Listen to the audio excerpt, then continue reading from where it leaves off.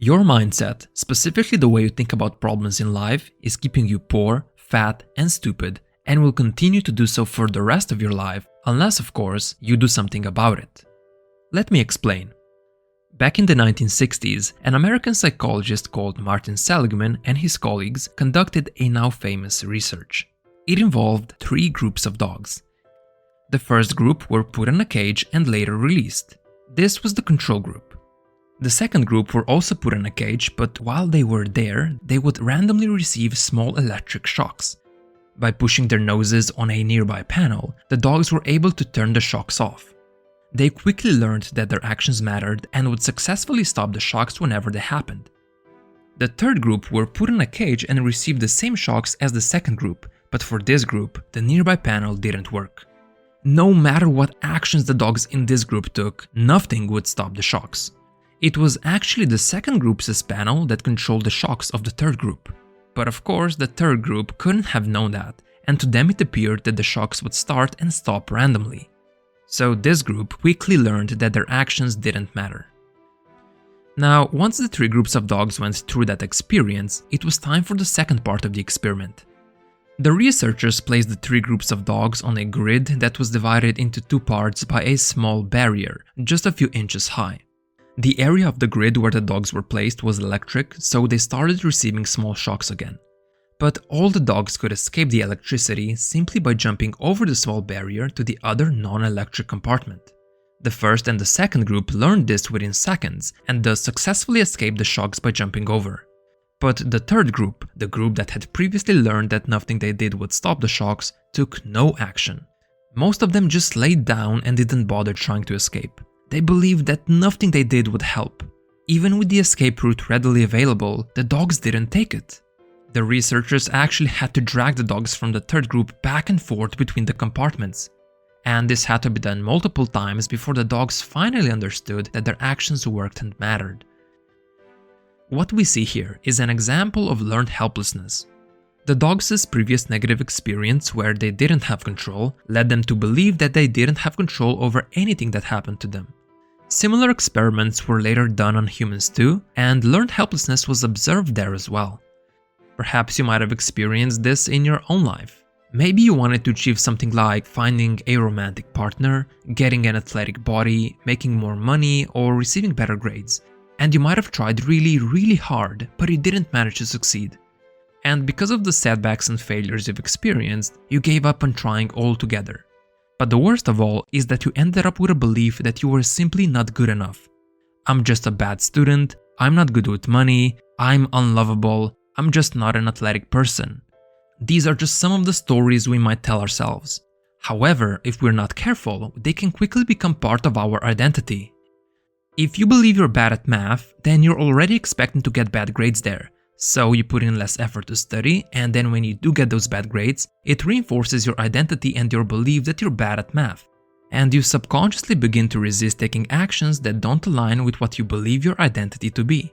But this is nothing more than a downward spiral of learned helplessness. You've become just like that puppy that's continuously being shocked because you believe that you have no control over the situation. However, it should be noted that not everyone is impacted by negative experiences the same way.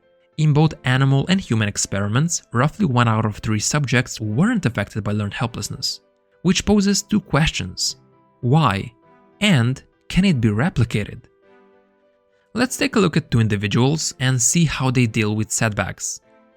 Bob and Lily were both employed at a big corporation. Suddenly, half of the workforce was fired without an explanation. Unfortunately, Bob and Lily were among them. While both of them felt defeated and depressed for a while, they experienced this setback very differently. Bob's whole world fell apart. He believed this setback was permanent. He was never going to find work again. Lily acknowledged this as a setback, but she knew it was just temporary and that she would eventually bounce back and get another job. Even though Bob only experienced a setback in one area of his life, which was work, he now believed he was a failure, worthless, and talentless at everything. Lily knew that wasn't the case for her. While she might have had a setback in her work life, she knew that she still shined in other areas of her life. Bob believed that the only reason he got fired was that he just wasn't good enough at his job and only blamed himself for it.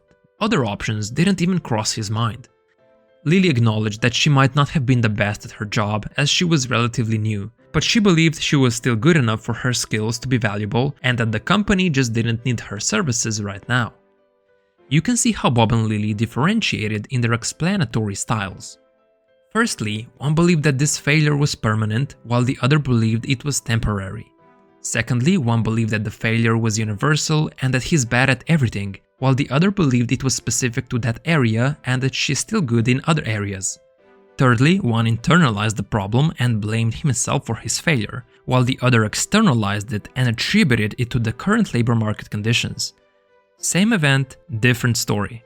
Where most succumb to helplessness, some people tell themselves a more favorable version of events. And you can learn to do that as well. But make no mistake, both Bob and Lily felt depressed and helpless in the moment. Failure makes everyone at least momentarily helpless, as it's like a punch in the stomach. It hurts, but for some people the hurt goes away relatively quickly, while some remain helpless for days, perhaps even months or years, even after a relatively small setback. This is why the way you explain bad events or setbacks to yourself is actually really important, especially if you're on a path to excellence. Someone who has big goals and wants to achieve greatness will encounter a lot of failure and other obstacles on their path. But while failure can leave us helpless, it is also necessary for us to grow, improve, and eventually succeed. So it's time to start reframing events in a way that benefits us and allows us to keep persisting and taking action. First of all, you need to be able to recognize these thought patterns in yourself. Your habitual way of explaining these setbacks or bad events was learned in childhood and adolescence. And by the time you reach adulthood, these thoughts have become very quick and automatic, so they go unnoticed and unchallenged. Journaling can be of big help here. Just grab a pen and paper, try to find some of your negative beliefs about yourself, and write them down. I'm an angry person, I'm bad in social situations, I suck at everything, and so on and so forth. Then you need to challenge your beliefs a little. Ever heard the phrase, repeat a lie often enough and eventually it becomes the truth? When you have repeated these stories in your head for years, it's easy to accept them as facts and your mind will find ways to support them, even if they aren't necessarily true. So show yourself some contrary evidence. Yes, you might have fumbled in social situations many times, but what were some situations where that wasn't the case? And can you somehow replicate those circumstances? We often forget about the times when we were the opposite of what we believe our identities to be. Take a note of those times, and soon you might realize that you're not as helpless as you think. And lastly, you need to reframe your automatic thoughts and make slightly more favorable explanations. For example, if you get rejected by someone you like, your brain might tell you, I'm unlovable, I'm never going to find anybody, women or men hate me. These are the exact same thought patterns that Bob had, and you need to dispute them. It was just this particular person who rejected me, I can be loved, there's someone out there for me. Now make no mistake, this isn't about making excuses or avoiding responsibility.